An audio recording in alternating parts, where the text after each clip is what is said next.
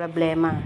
Kapag medyo matanda ka na, ayan, ito ang solusyon. Hagis ko daw yung ano niya, wallet niya kasi tinatamad daw siyang umakyat.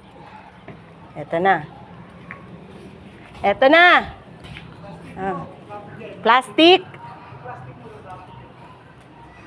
Plastic ko daw sa isasabog.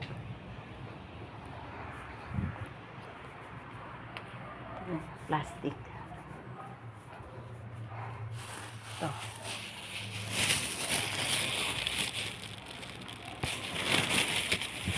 Diba? Yan ang solusyon niya.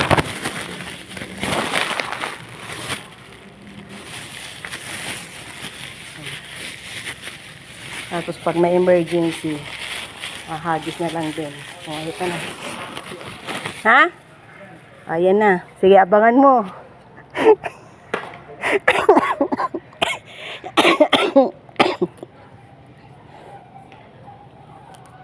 Yan. Tamad umakyat. Yan ang solusyon. Hagis.